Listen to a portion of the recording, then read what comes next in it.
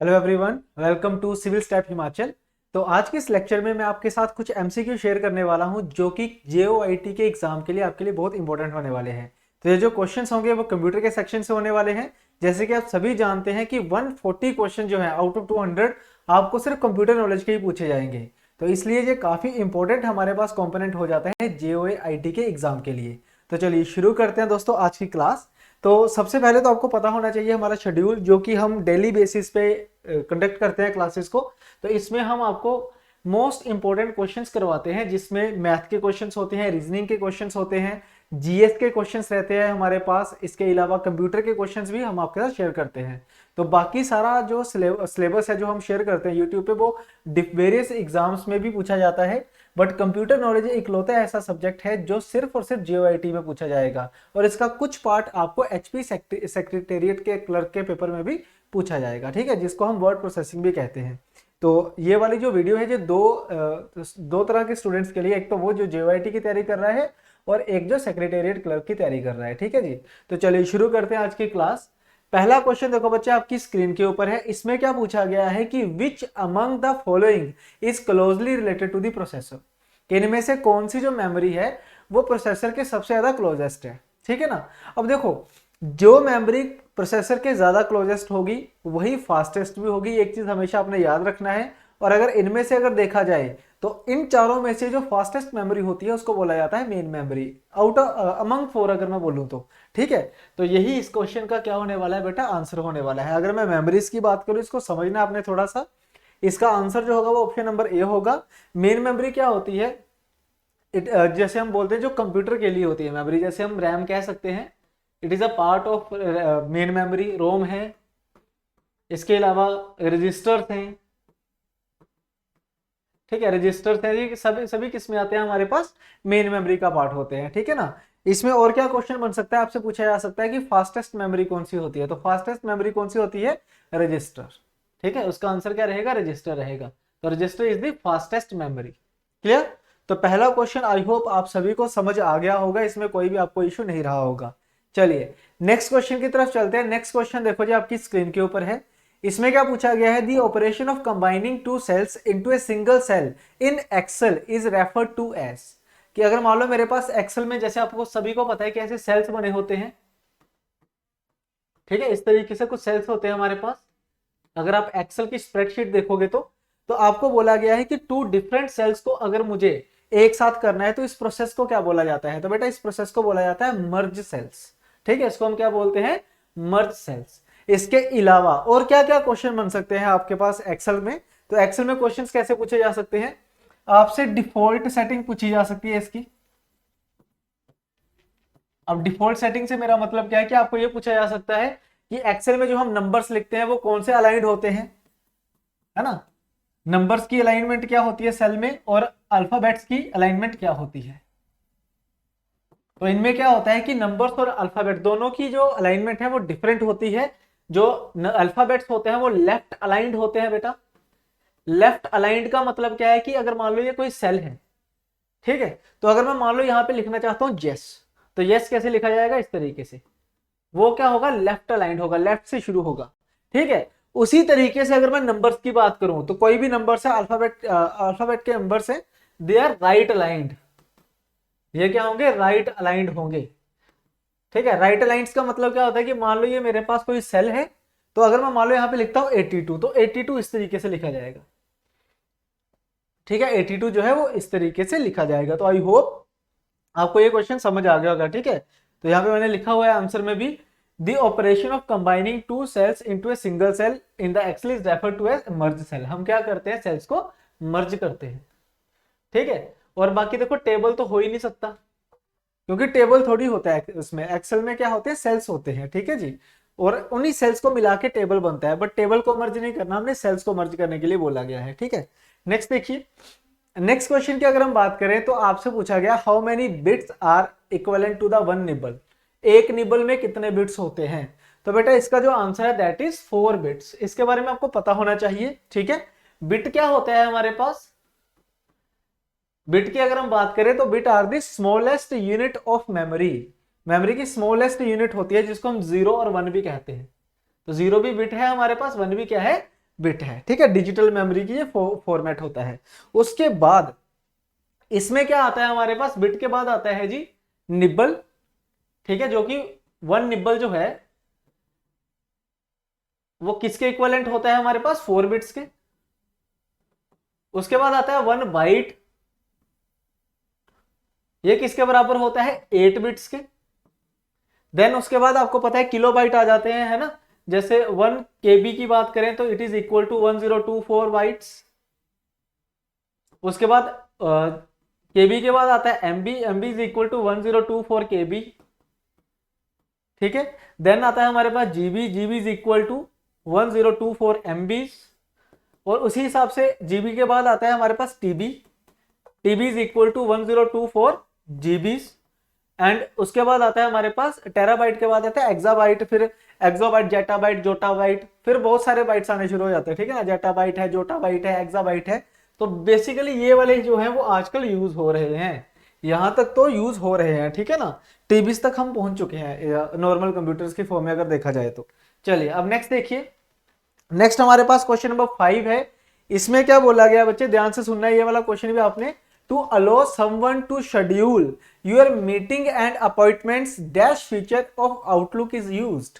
तो अगर आपने कभी आउटलुक यूज किया हो तो आपको ये चीज जरूर पता होगी, क्योंकि ये चीज का हम सबसे ज्यादा यूज करते हैं।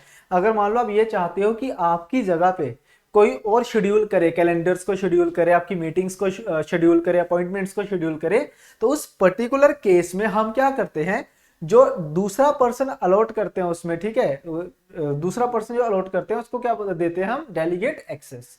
उसको हम क्या देते हैं बच्चे यहाँ पे, डेलीगेट एक्सेस। और वो जो पर्सन होता है वो क्या करता है, जो काम एडमिनिस्ट्रेटर कर सकता है वही कर सकता है, मतलब उसकी जो चैट्स है उनका रिप्लाई कर सकता है, ईमेल्स का रिप्लाई कर सकता है, कैलेंडर वगैरह अरेंज कर सकता है, इसके अलावा कोई भी मीटिंग है या अपॉइंटमेंट्स है उनको अरेंज कर सकता है वो, ठीक है ना।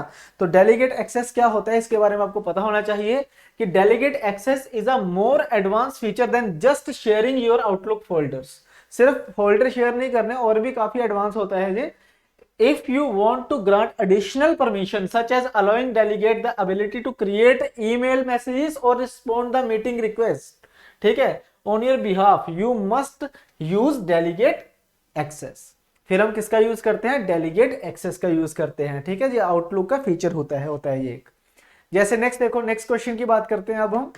नेक्स्ट क्वेश्चन में आपको क्या बोला गया है, to move to the bottom of a document press. बड़ा आसान क्वेश्चन था ये तो, है ना। अगर मान लो कोई भी डॉक्यूमेंट है उसके लास्ट तक अगर आपने जाना है, तो लास्ट तक जाने के लिए कौन सी की का यूज होता है जी, एंड की का। किसका यूज होता है, एंड की। मतलब आपने कोई डॉक्यूमेंट खोला है, आपने लास्ट पेज पे जाना है, तो अगर आप कीबोर्ड देखोगे, मेरे पास भी जैसे यहाँ पे कीबोर्ड है, ठीक है, दिख रहा होगा आपको। तो कीबोर्ड में यहाँ पे एक एंड बटन होता है, इस पे अगर आप क्लिक करते हो तो हमारे पास क्या आ जाएगा, वो लास्ट डॉक्यूमेंट के लास्ट पेज पे वो पहुंच जाएगा। तो इसका आंसर क्या होगा हमारे पास, एंड की, ठीक है। नेक्स्ट क्वेश्चन देखो जी, नेक्स्ट क्वेश्चन क्या है हमारे पास कि the computer checks dash of user names and password for to match before granting access, ठीक है। मान लो आपने कोई भी सर्वर में जो डेटा है उसको एक्सेस करना है, तो उसका ऑब्वियसली आपके पास कोई आईडी पासवर्ड वगैरह रहा होगा। जैसे मान लो कि आपने रेलवे की एग्जांपल लेके चलते हैं कि रेलवे में आपने क्या करना है, टिकट बुक करनी है, तो उसमें आपका एक अकाउंट बना हुआ है, या फिर फेसबुक में अगर आपने लॉगिन करना है तो आपका एक अकाउंट बना हुआ है, ठीक है ना। तो आप उसमें क्या करते हो, आईडी और पासवर्ड डाल देते हो। तो जब आप आईडी और पासवर्ड डालते हो तो कैसे पता चलता है सर्वर को कि हाँ भी ये बिल्कुल सही है, जो मैचिंग जो है वो सही है बिल्कुल आईडी और पासवर्ड की, यूजर नेम पासवर्ड की। वो क्या चेक करता है, उस पर्टिकुलर जो भी ऐप है या जो भी सॉफ्टवेयर है उसका डेटाबेस। वो क्या करता है, उसका क्या चेक करता है, डेटाबेस चेक करता है। तो डेटाबेस से पता चलता है, डेटाबेस जो है उसमें सबके आईडी पासवर्ड्स के कॉम्बिनेशन है, ठीक है, वो वहां से चेक करके बताता है हाँ भाई यही कॉम्बिनेशन है, तो इसको जो परमिशन है वो दे दो आगे एक्सेस करने की, ठीक है ना, वो पर्टिकुलर सॉफ्टवेयर एक्सेस करने की या पर्टिकुलर ऐप एक्सेस करने की। आई होप ये चीज आपको समझ आ गया होगा, ठीक है ना। चलिए अब नेक्स्ट देखो, इसमें जैसे कि मैंने लिखा भी हुआ है, थोड़ा सा इंफॉर्मेशन में देर किया हर एक इसकी। A computer checks the database of user names and passwords for match before granting access, जो कि मैंने आपको बताया वही चीज यहाँ पे लिखी हुई है। नेक्स्ट क्वेश्चन क्या है बेटा हमारे पास कि which part of the computer used for calculating and comparing, कि कंप्यूटर का कौन सा पार्ट जो है वो कैलकुलेटिंग और कंपेयरिंग का काम करता है। बेटा ये क्या है, प्रोसेसिंग का काम है। और प्रोसेसिंग कौन करता है, सीपीयू करता है, ठीक है। और सीपीयू किन चीजों से मिलकर बनता है जी, arithmetic logic unit, control unit and memory, ठीक है। समहाउ हम मेमोरी को भी सीपीयू का पार्ट मानते हैं और कहीं कहीं नहीं भी मानते, वैसे मेमोरी भी इसमें इंक्लूड करेंगे हम, ठीक है।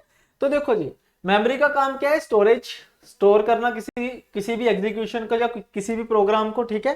कंट्रोल यूनिट जो है वो मैनेजर का काम करता है कि काम सही से हो रहा है या नहीं, इसका काम ये होता है। और ये जो ALU है, it is arithmetic logic unit, इसका मीनिंग क्या होता है, अर्थमेटिक का मतलब होता है प्लस माइनस मल्टीप्लाई और डिवाइड, मतलब जितने भी अर्थमेटिक काम है उनको करवाना, ठीक है। लॉजिक का काम क्या होता है, कंपेयर करना डेटा, मतलब कोई चीज लेस है, ग्रेटर है, इक्वल है, लेस देन और इक्वल टू है, ग्रेटर देन और इक्वल टू है, इसका काम कौन कराता है, लॉजिक यूनिट करता है, ठीक है। तो आपसे क्या पूछा गया है कि which part of the computer used to calculating and comparing, calculation और कंपेयरिंग वाला काम कौन करता है, तो बेटा इसका आंसर क्या आएगा, ALU।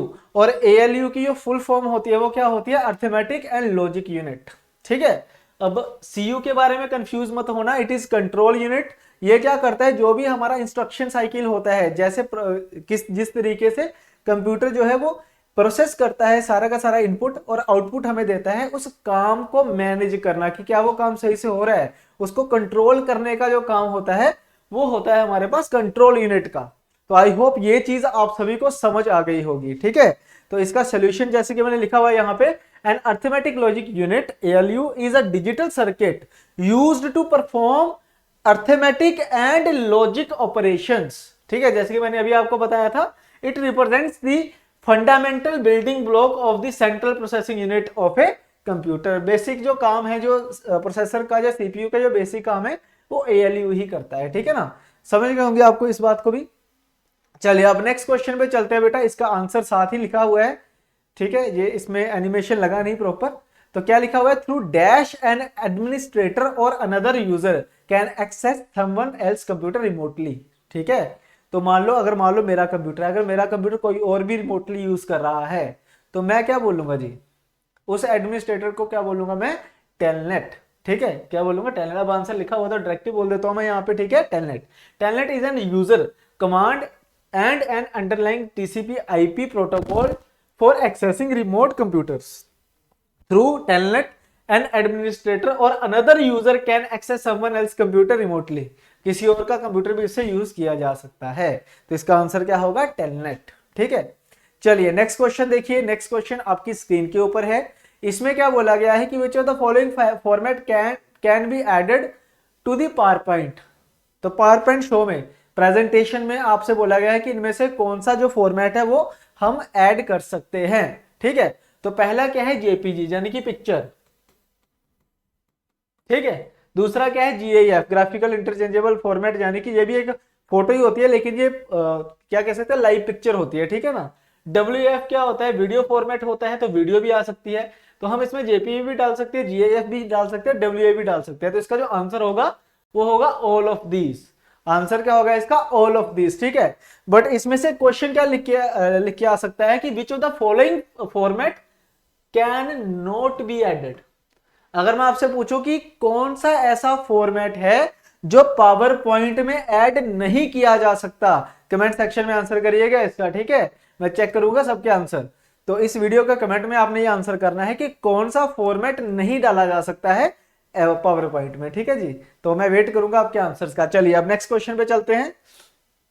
नेक्स्ट क्वेश्चन क्या है, you can organise your bookmarks using, बड़ा सिंपल सा क्वेश्चन था, बस ऐसे घुमा के लिखा हुआ है कि भाई जो आपके बुक मार्क्स हैं उनको हम ऑर्गेनाइज कर सकते हैं किनमें, फोल्डर्स में।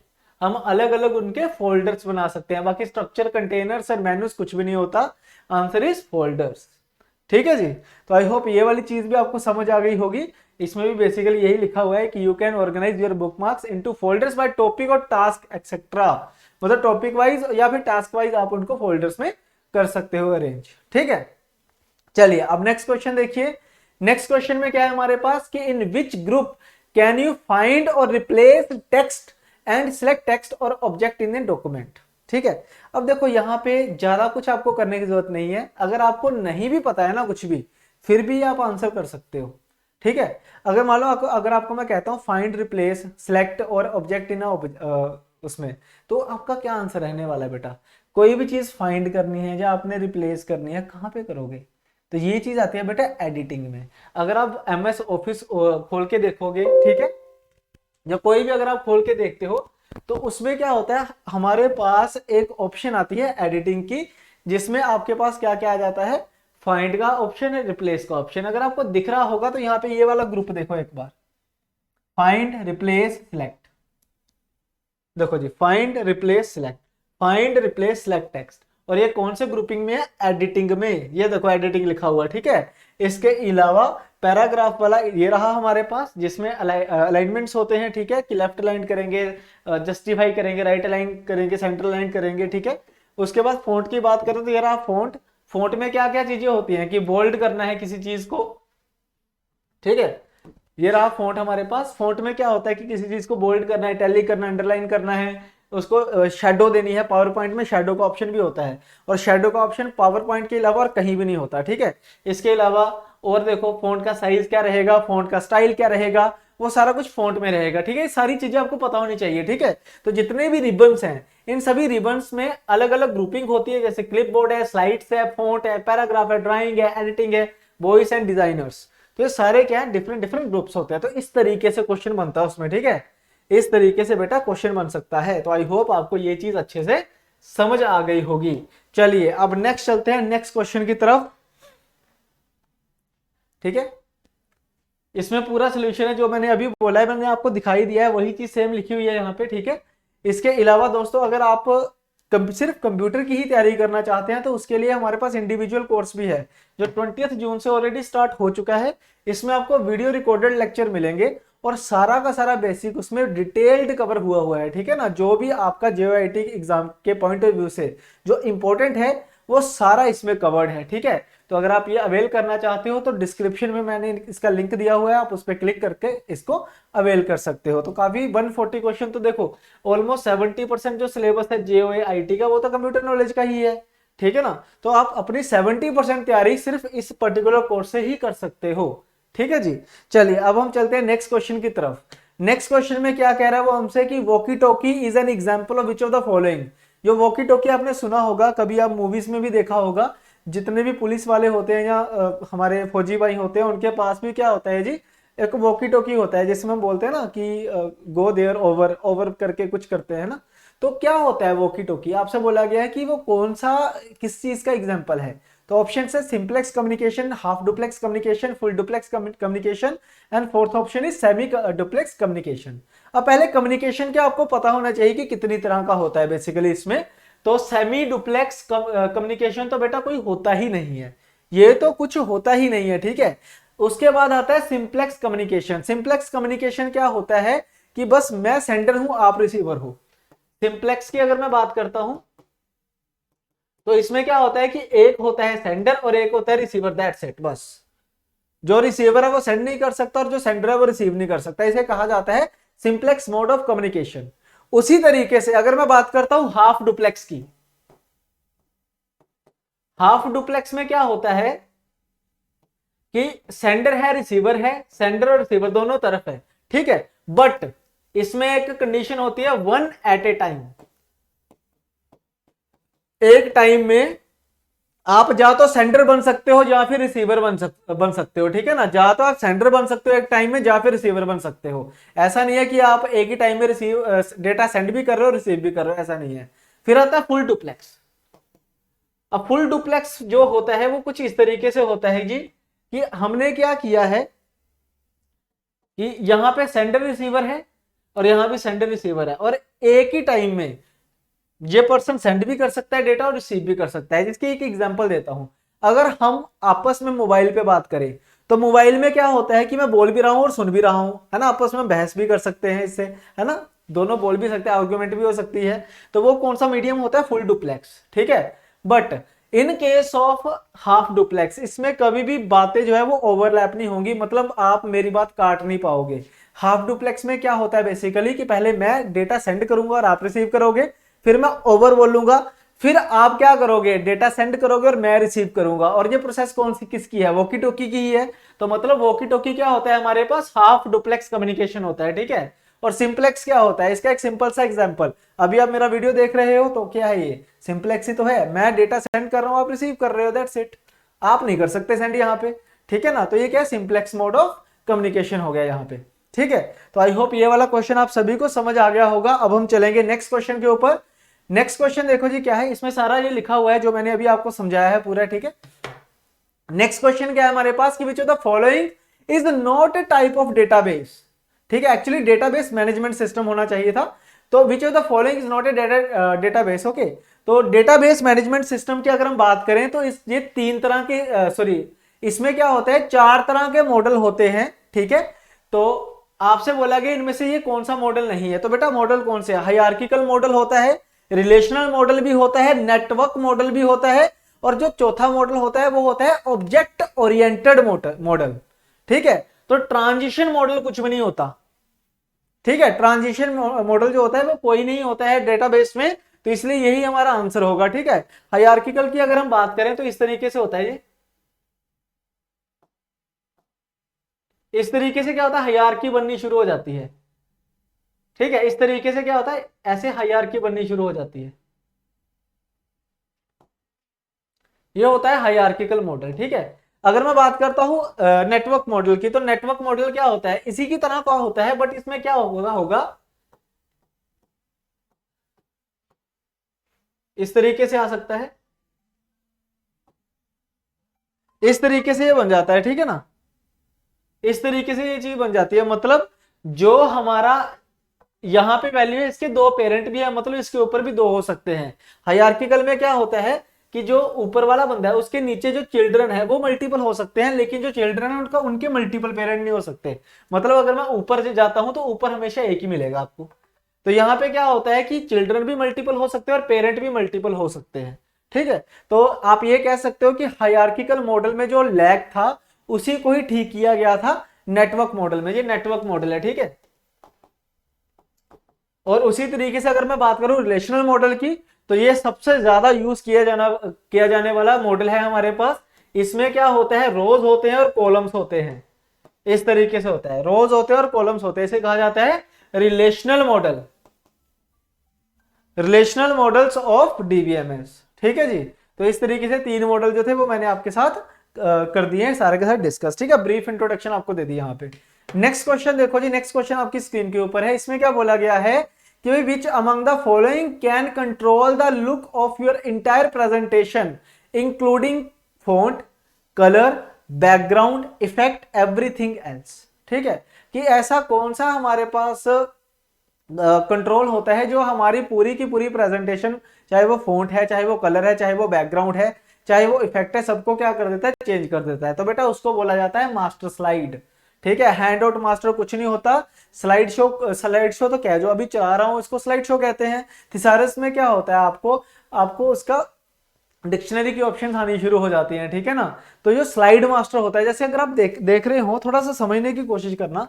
ये देखो, अगर आप इन स्लाइड्स को देखोगे तो इन स्लाइड में आपको एक चीज कॉमन नहीं लग रही कि बैकग्राउंड व्हाइट कलर का है और एक लोगो लगा हुआ है सिविल स्टैफ हिमाचल का, ठीक है। और ये लोगो हिल भी नहीं रहा, अगर मैं क्वेश्चन चेंज भी करता हूं तो ये हिल नहीं रहा। मतलब मैंने क्या किया हुआ है कि एक मास्टर स्लाइड बनाई हुई है यहाँ पे, जिसका जो फॉन्ट का कलर है वो व्हाइट है, सॉरी जिसमें जो बैकग्राउंड का कलर है वो व्हाइट है, और वहां पे एक क्या लगा हुआ है, लोगो लगा हुआ है, ठीक है ना। तो जहां पे ऐसा एक कंट्रोल जो हर एक चीज जो है वो सेम रखता है पूरी की पूरी प्रेजेंटेशन में, that particular slide is called as slide master या फिर मास्टर स्लाइड। उसको हम क्या बोल देते हैं, मास्टर स्लाइड, ठीक है जी। तो इस तरीके से है, when you want all your slides to contain the same font and images such as logos, जैसे लोगो लगाया हुआ था ये मैंने, ठीक है। You can make those changes in one place, the slide master, and they will be applied to all your slides. तो सारी की सारी स्लाइड्स में ऑटोमेटिकली वही स्टाइल हमारा रहेगा। क्लियर। चलिए अब नेक्स्ट क्वेश्चन पे चलते हैं। नेक्स्ट क्वेश्चन क्या कहता है वो हमको कि which technique is used to send more than one call over a single line. कौन सी ऐसी टेक्निक है जो मल्टीपल कॉल्स को अरेंज करवा सकती है सिंगल लाइन पे, ठीक है। तो बच्चे इस प्रोसेस को बोला जाता है मल्टीप्लेक्सिंग। अगर आपको एक सिंगल लाइन पे मल्टीपल कॉल्स करनी है तो that technique is called as multiplexing. ठीक है, स्ट्रीमिंग का मतलब क्या होता है हमारे पास, ऑनलाइन में अगर आपने कोई चीज लाइव चलानी है तो उसे कहा जाता है स्ट्रीम करना। ठीक है, ऑनलाइन अगर कोई काम करना है तो। ठीक है, नेक्स्ट आता है infrared transmission. It is nothing but a mode of communication. It is nothing but A mode of communication, that's it. Digital transmission में क्या होता है कि जब आप 0-1 के फॉर्मेट में ट्रांसमिशन करते हो, कम्युनिकेशन करते हो, तो मल्टीप्लेक्सिंग जो है वो इस क्वेश्चन का आंसर होगा। ठीक है जी, तो यहां पे मल्टीप्लेक्सिंग के बारे में लिखा हुआ है, मल्टीप्लेक्सिंग को मक्सिंग भी कहा जाता है। ठीक है, it is the way of sending multiple signals और streams of information over the communication link at the same time in the form of a single complex signal that receiver recovers the separate signals. ठीक है, तो अगर मान लो मैं आपको ये कहूं कि अगर कोई भी जो मल्टीप्लेक्सिंग है वो क्या सिंगल लाइन का है, अगर मल्टीपल लाइंस की बात करूं, सेपरेट लाइंस की बात करूं, तो उसको बोला जाता है डीमल्टीप्लेक्सिंग, यानी कि डीमक्सिंग भी कह सकते हो आप इसको। तो दो चीजें इसमें ध्यान से समझना। ठीक है, चलो नेक्स्ट क्वेश्चन देखो जी। नेक्स्ट क्वेश्चन क्या है हमारे पास कि which Boolean operation is equivalent to the union functions. अब बूलियन अलजेब्रा अगर आपने पढ़ा है तो उसमें गेट्स होते हैं जो आपको पता है, जैसे सारे गेट्स ही बने हुए हैं। ठीक है, तो इसका जो आंसर होगा, देखो नैंड तो नहीं होगा क्योंकि it is made by not and gate, combinational gate है, तो फंक्शंस को वो ड्राइव नहीं कर पाएंगे। तो फंक्शंस को बेटा 3 ही गेट ड्राइव करते हैं, first is and, second is और, थर्ड इज नोट। ठीक है, तो सबके बारे में एक बार पढ़ लेते हैं। जैसे ये वाला गेट कौन सा होता है हमारे पास, एंड गेट होता है। ठीक है, जहां पे इनपुट ए है, इनपुट बी है, और यहाँ पे मान लो इनपुट कोई एक्स है। तो ये जो x होगा ये क्या होगा, अगर मान लो अगर आप 1 यहां पे चलाते हो, 0 यहां पे चलाते हो, तो आउटपुट क्या रहेगा हमारे पास, 0 रहेगा, क्योंकि ये इस तरीके से रहता है, 1 a to b is equal to output, मतलब प्रोडक्ट वाला होता है ये। ठीक है, तो ये एंड वाला हमारे पास केस रहता है। ऐसे ही अगर मैं और की बात करता हूं तो और इस तरीके से होता है बेटा, मान लो ए इनपुट बी इनपुट है, एक 1 है और एक 0 है, तो ये रिजल्ट रहेगा वो क्या रहेगा, आउटपुट जो इसकी रहेगी वो क्या रहेगी, 1 रहेगी। ठीक है ना, तो ये वाला जो हमारे पास और वाला होता है बुलियन गेट जो होता है, लॉजिक गेट होता है, इसको बोला जाता है जूनियन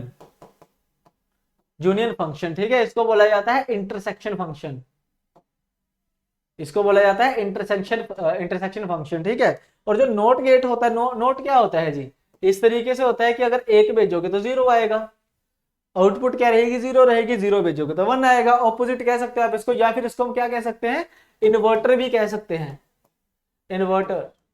जैसे आपके घरों में जो इन्वर्टर लगा हुआ है वो भी इसी टेक्निक के ऊपर ही काम करते हैं। अगर लाइट आ जाएगी तो इन्वर्टर काम करना ऑटोमेटिकली बंद कर देगा, जैसे भी लाइट चली जाएगी इन्वर्टर काम करना शुरू कर देगा, 0 1 1 का 0 है ना। अगर सिग्नल ऑन होगा तो इधर से ऑफ हो जाएगा आगे से, और अगर सिग्नल ऑफ होगा तो आगे से सिग्नल ऑन हो जाएगा ऑटोमेटिकली। ठीक है, तो कुछ इस तरीके से मैंने फंक्शंस के थ्रू आपको समझाने की कोशिश की है। अगर आप ध्यान से देखोगे तो बोथ टर्म्स, ये होता है इंटरसेक्शन पॉइंट जो एंड को रिप्रेजेंट करता है, और का मतलब सब कुछ, इधर टर्म तो वो और को रिप्रेजेंट करेगा, और नोट क्या होता है कि जो इंटरसेक्शन वाली टर्म है उसको नहीं लेना, मतलब जहां तो ये वाली टर्म ले लो या फिर ये वाली ले लो, जस्ट वन टर्म, कोई एक टर्म लेके चलता है। ठीक है, तो ये फंक्शंस में भी आप इनको रिप्रेजेंट कर सकते हो।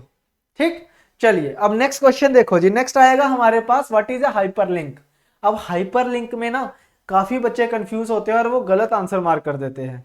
हमने आज तक जो हाइपरलिंक का यूज किया है, मान लो अगर हमने यूज भी अगर किया होगा जिन्होंने, तो वो यूज किस चीज में करते हैं बेसिकली, कि वहां पे अपना कोई ईमेल एड्रेस, कोई यूआरएल लिखेंगे और उसको हाइपरलिंक बना देंगे, ताकि जब भी कंट्रोल दबा के उस पर क्लिक करेंगे तो वेबसाइट ओपन हो जाएगी। ठीक है ना, तो उस अगर सिर्फ वही चीज करिए तो उसका आंसर ये भी तो हो सकता है, it is the home page of particular site, क्योंकि ऐसे ही होगा, या फिर it is a collection of directory of web pages, ये भी हो सकता है, तो कंफ्यूजिंग हो जाता है। बेसिकली हाइपरलिंक क्या होता है, कोई भी ऐसा आप लिंक वहां पे बना सकते हो जो आपको किसी दूसरी जगह लेके जाए, एंड इट कैन बी इधर ऑनलाइन और ऑफलाइन।